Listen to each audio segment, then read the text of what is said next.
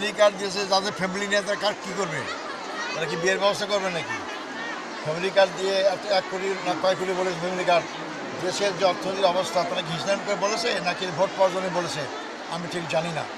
আমরা মানুষকে কাজ দিতে চাই, সে নারী হোক পুরুষ হোক যে ধর্মেরই হোক না কেন, আমরা মানুষকে অলস বানাইতে চাই না। তার যার যার মেধা সেই মেধা অনুযায়ী তাদেরকে আমরা বিভিন্ন জায়গায় কাজে লাগাবো ইনশাআল্লাহ। আমরা বলেছি যারা যুবক অল্প শিক্ষিত তাদেরকে আমরা প্রশিক্ষণ দেব, টেকনিক্যাল প্রশিক্ষণ দেব, এবং তার বিদেশে যাওয়ার টাকা না থাকলে আমরা ঋণ দেব, সুদ দেব না। আমরা ঋণটা সরকার থেকে পাঠাইলে খুব কম ঋণ লাগে, অল্প টাকায় বিদেশ যাওয়া যায়, এবং যেহেতু দালালের খপ্পরে পড়বে না, তখন অনেক আমাদের ছাত্র যুবকরা বেকারত্ব দূর করে বিদেশে যেতে পারবে। আমরা বলেছি বেকার ভাতা আমরা পছন্দ করি না। বেকার ভাতা মানে আলস্য জীবনযাপন করা। সে তার মেধা আছে, তার শক্তি আছে, তার যোগ্যতা আছে, তার সামর্থ্য আছে। এই শক্তি যোগ্যতা সামর্থ্য মেধাকে আমরা কাজের মাধ্যমে তাদেরকে বিকশিত করতে চাই, তাদের যে দেশ এবং জাতি উন্নয়ন করবে ইনশাআল্লাহ। এই জন্য সেই পরিকল্পনা আমাদের আছে। আমরা ক্ষুদ্র শিল্প থেকে বড় শিল্প সবটাই আমরা করবো ইনশাআল্লাহ, এবং সকলের চাকরির ব্যবস্থা করব। কারণ আমাদের দেশের টাকার সম্পদের অভাব নাই।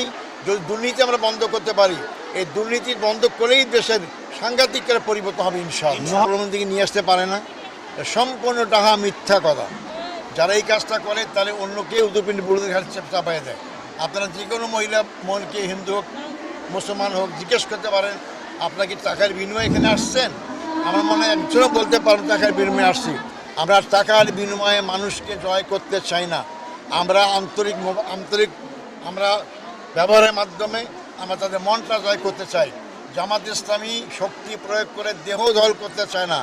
জামাত ইসলামী আচরণের মাধ্যমে, চরিত্রের মাধ্যমে মানুষের মন জয় করতে চায়। এইটাই আমরা কাজ করি। এর জন্য কোনো হিন্দু ধর্ম মুসলমান ধর্ম কোনো পার্থক্য নাই। আমরা কোনো টাকার বিনিময়ে কাজ অতীতেও করিনি, এখনও করছি না, সামনেও করবেন ইনশাআল্লাহ। তো তাদের প্রতি বার্তা কি, তারা অন্য ধর্মের মহিলা এখানে? আমি যেখানে বলেছি তার বার্তা কি, আপনারা নিশ্চিন্তে ভোট দেবেন। আমরা সংখ্যাগুলি বিশ্বাস করি না। আমরা যে ধর্মেরই হোক, মনে করেন বাংলাদেশি মানুষ, আমরা 18 কোটি মানুষকে শক্তিতে পরিণত করতে চাই। সে যে ধর্মেরই হোক, ওই ধর্মের লোকরা যদি শিক্ষিত হয়, তারা যদি ভালো হয়, যোগ্যতা থাকে, অবশ্যই তার যোগ্যতা যার সরকার প্রোভাইড করবে ইনশাল্লাহ। এখানে বাদ বিচার করবো না আমরা। বিদেশ থেকে দেশে রেমিটেন্সের টাকা আসে নিরাপদে। তাই আজই আপনার আপনজনকে বলে রাখুন, রেমিটেন্সের টাকা যেন শুধু নগদেই পাঠায়।